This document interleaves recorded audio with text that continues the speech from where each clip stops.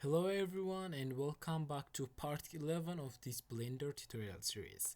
In this part we are going to create the aurora object and also we are going to shade it using fully procedural method. Without wasting any more time, let's dive into it.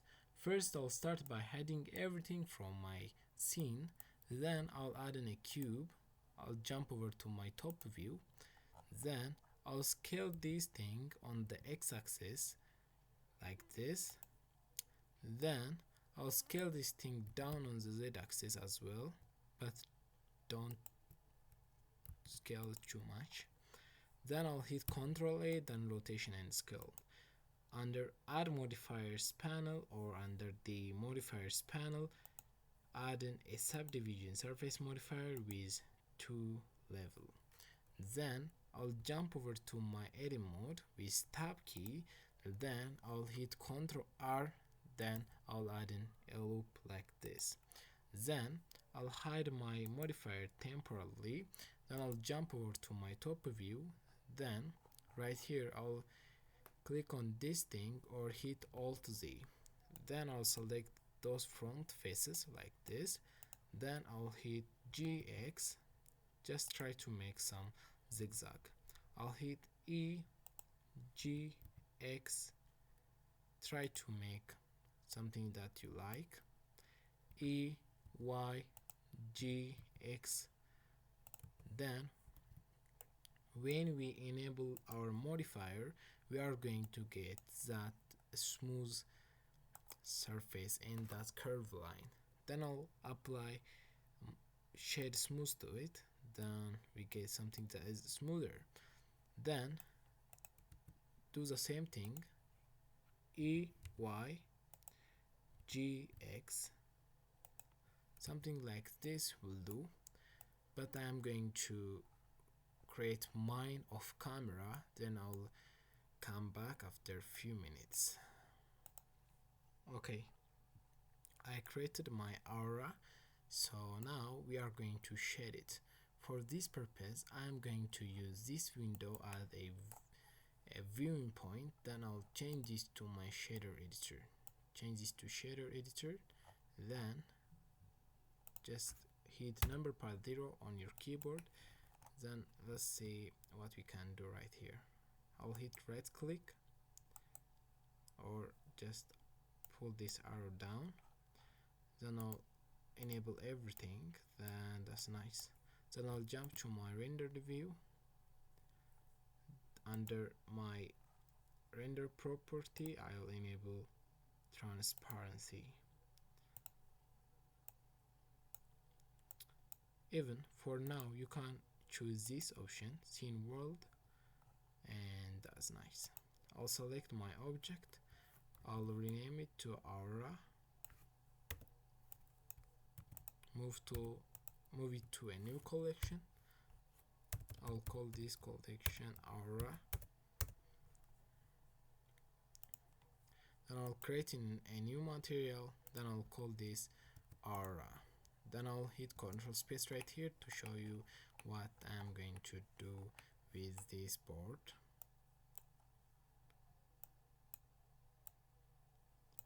Okay. To make our aura borealis more better, we are going to use several masks. So let's quickly build those masks. First, I'll start by adding a noise texture. I'll duplicate this one. I'll add in a color ramp. Then I'll duplicate this one also. Then I'll put it right there. Then I'm going to add in a math node. I'll set this to multiply. Then I'll plug this one into the first socket. Then select our multiply, hit Shift D. Then I'll change this to add. I'll plug this one into the first socket and this one into the second socket.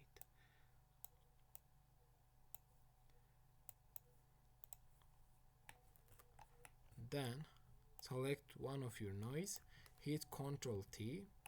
This is the feature from Node Wrangler add-on. Then I'm going to move this down. Then I'll plug this one into my vector of the second noise texture. Then I'll change both of them to 4D. It will give us this W value, which is useful to animate our aurora borealis. For now, I'll select my multiply node, then I'll hit M to mute it. Then copy these values to your first noise texture. For the W value, I'll set it 0. For the scale, I'll make it 1.25. For the detail, 1, roughness 0.2, distortion 0.5. Then if I preview this, you can see we get something that is already dark. Not contrasty. So I'm going to preview my color ramp, then push this value around until you get something you like.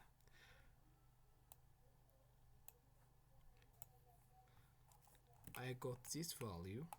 Then I'll select my multiply first, then I'll hit aim, then I'll preview it, then I'll change the value to 1.5. I think it's nice. Then let's work on our noise texture. Before that, I did not like the positions, the rotation, generally the coordinate of this noise texture, so I'm going to change the mapping. So you can play around the rotation, the location, and the scale until you get something you like. So I'll show you mine after I do some tweaking. Okay, maybe I'm using this value. Okay, for the scale I'll turn mine to 11. For the Y maybe 12 will do. Then for the Z I'm using 1, and also I'm using generated coordinate. Then let's play around the second noise. Play around these values until you get something you like. I'll show you mine after I do some tweaking also. Okay, for the W value I'll set it to 0. For the scale I'll set it to 1.141. Then for the detail I'll leave it as it is. For the roughness 0.21 will do. Then for the distortion I'll set it to 0.3, and it is looking great. Now let's preview our color ramp, then play around these values until you get something you like. So I'll show you mine. Okay, for the white one I am using the position value of 0.75. Then for the black value I am using 0.2.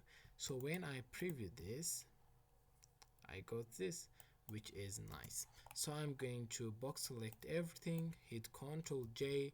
I'll name this thing to mask 1. In color I'll give it blue color. Maybe I'll make it darker. Then I'll put the size value of 64. Maybe 40 will do. Then I'll move this thing out. Then we are going to create the second mask that we are going to utilize. For this mask I'll start by adding a noise texture, then I'll change it to 4D, then I'll preview this one. I'll hit Ctrl T, then I'll set it to generated. Then I'll turn the W to 0. For the scale 1, detail 1, roughness 0.25 will do. Then 0.51 for the distortion is a great value. Then I will add in a color ramp right here. Then push the black value somewhere like maybe 0.0, maybe 0.5 will do. Then I'll change the white maybe to 0.86. That's great. Maybe let's set this to 1. Then right here on the mapping scale I'll turn the X to 41. For the Y I'll turn this to 31. Then I'll leave my Z as this. Then you can see that it is too perfect, and I like to distort it, right? So I'm going to add in another noise texture. Then I'll plug my object into the vector. I'm going to use 30 for this time. I'll set my scale to 0.7. For the detail, I'll use 1.1. For the roughness, 1.1. 1.1. For the distortion, 1.11 will do. Then right here, before the vector of the noise, this noise texture, I'll add in a mix node. I'll set this to color, then I'll plug this one right there. Then I'll plug this color to there, because if you see that when I preview the factor, it is grayscale. When I preview the color, you can see that it's almost look vector. So I'll preview this one. It's interpretable. Is not interpretable, so I'll change my factor to 0.6 or maybe 0.61 will do.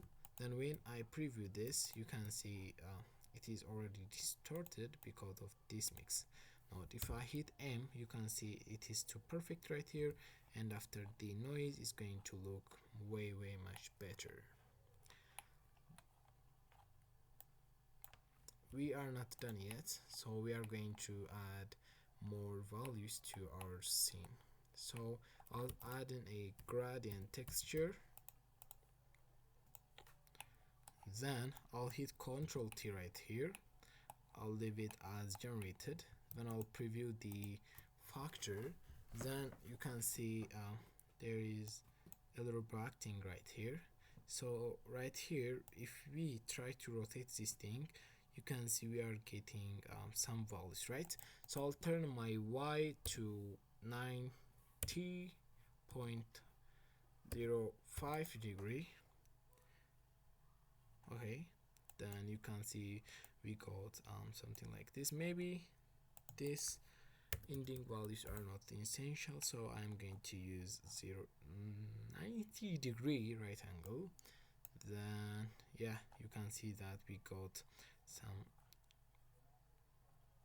black gradients right there. So to make it more colorful, I am going to use a color ramp. Then preview your color ramp. For this, I am going to add 4 stops.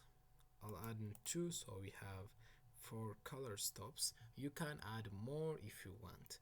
For this one, I am going to use completely black value. Then I'll leave my position at 1. I'll leave my first one as position 0. Then for this one, I am going to make it fully white by turning up the value to 1. Then on the position, I am going to use a value of 0.07. Then for this one, I am going to use a value of 0.5. For the position, 0.3 will do. Then we are going to mix these two textures together. So I know it's very subtle, but it is nice for our aim, because we are getting those black boundaries on top of this object and right here on the below. To mix these two textures, I'm going to use a mix color node.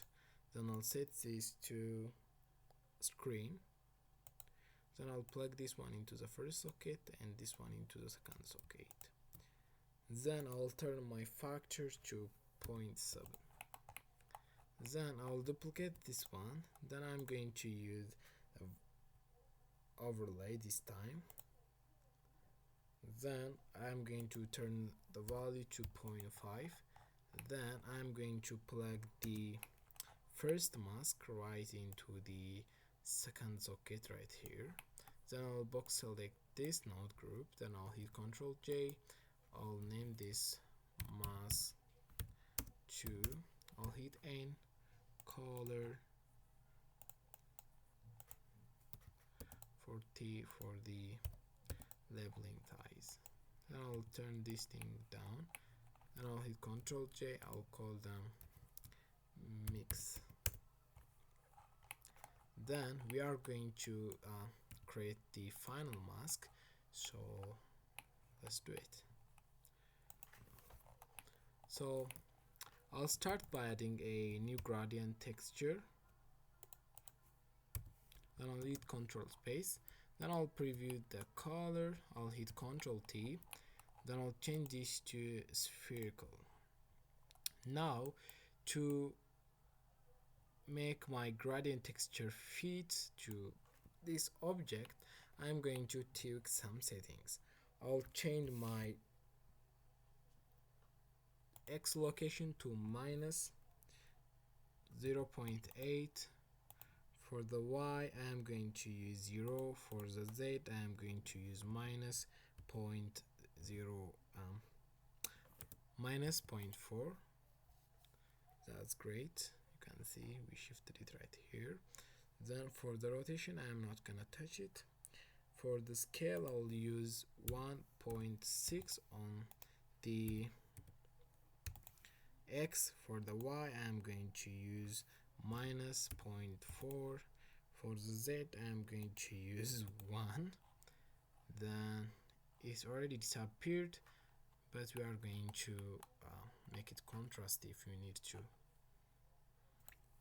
Okay, we have to make it contrasty, right?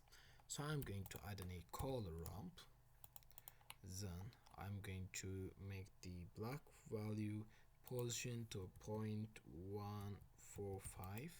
For the white one, I'm going to make the position to 0.945.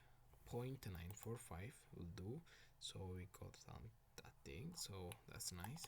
Then I'm going to add an aurora mask that define the boundaries.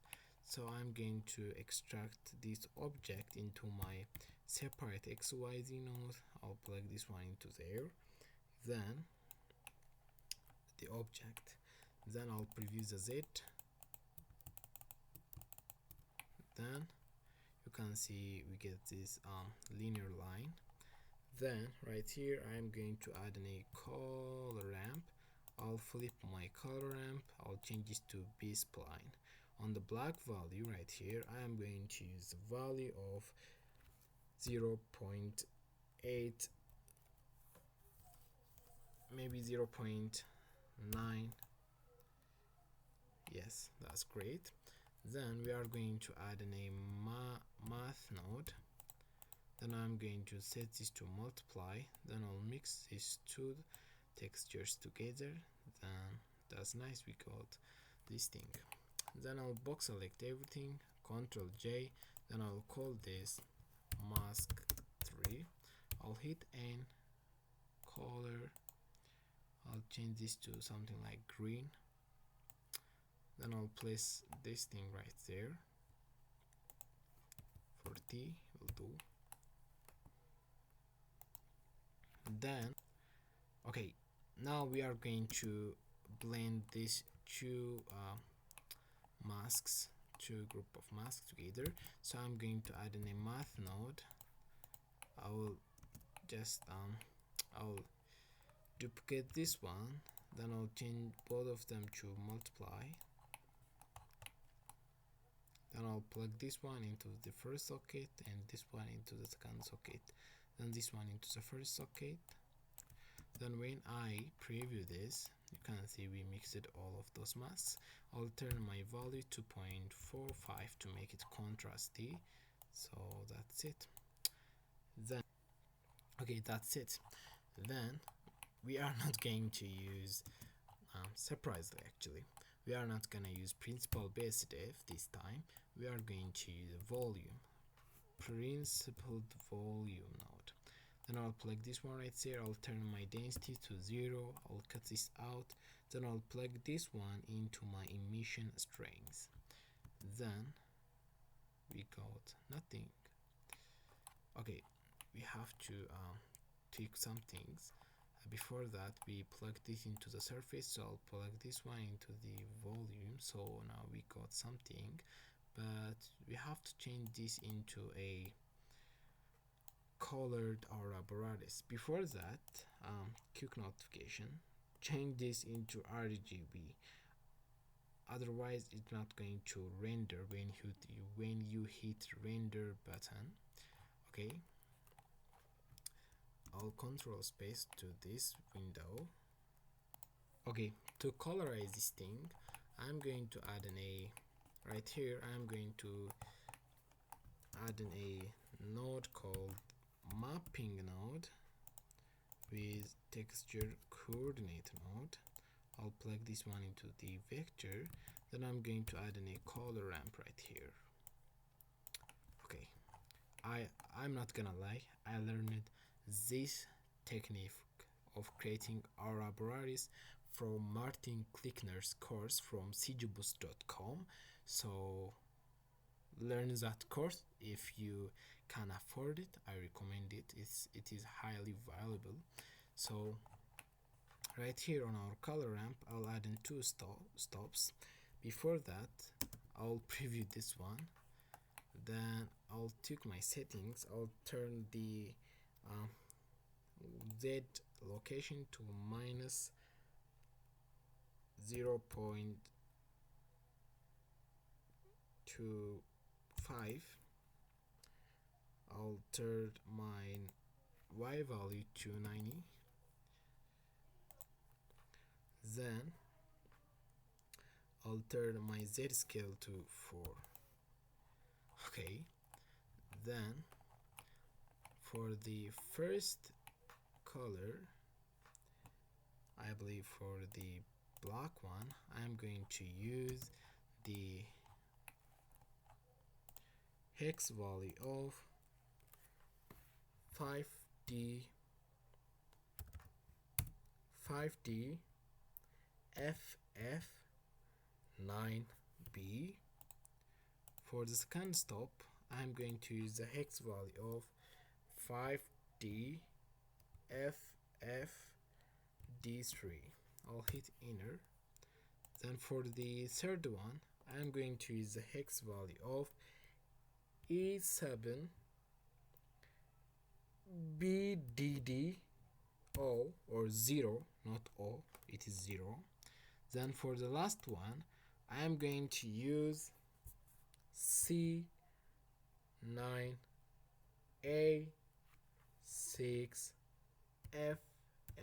Then I'll hit enter.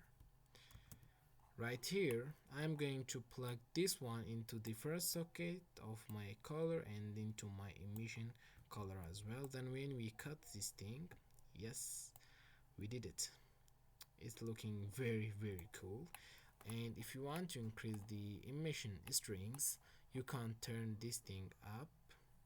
It is very fantastic.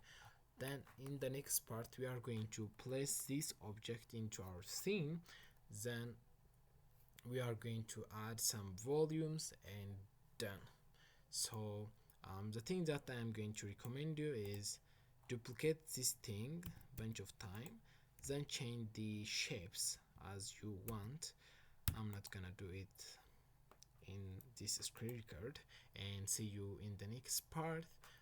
Feel free to play around this node system, and if you want to copy the exact values that I am using for the mask one here, for the mask 2, let me push things up. Okay, I'm using this setting. Then I'm using this mix method from this to there. Okay, then for the third one right here, then for the multiply mixing right here for the principal volume, and here it is for the color ramp system. And that's it for part 11, and see you in the next part. So in the next part we are going to complete everything, so see you in the final part. Bye.